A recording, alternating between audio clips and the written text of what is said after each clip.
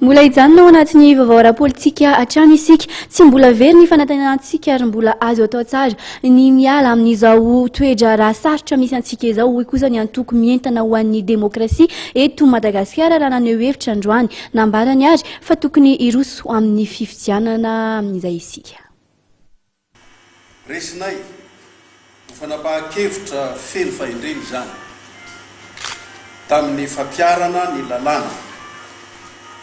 lalàna izay nolanina tamin'ny alalan'ny parlemanta itetezamita napona voaka tamin'ny didisy volana izay tsara dia manamarika fa isika malagasy ihany no nandrafitra izany.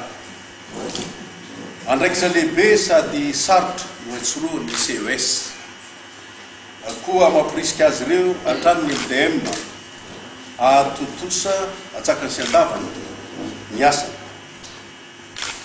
Ny kiondalana misy ny firenena ankehitriny dia ilan'ny vahoaka fitoniana sy filaminana.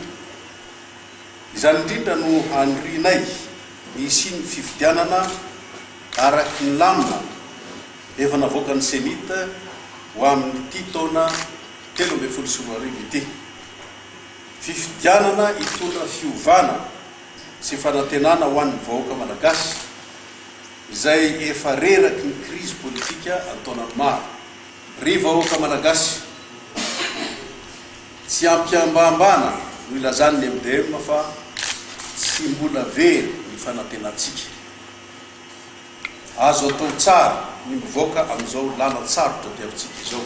Araka izany dia manao antsoavy ny MDM izay tary amin'ireo atoko na vondrona na mpanao politika tsy ankanavaka na fikambanana tsotra na fiarahamonina sivily sy ireo olom-pirenena rehetra mba hifanometanana anatin'ny firaisan-kina lehibe ahafahantsika manohana foto-kevitra iraisana azahoana fandresena miaraka.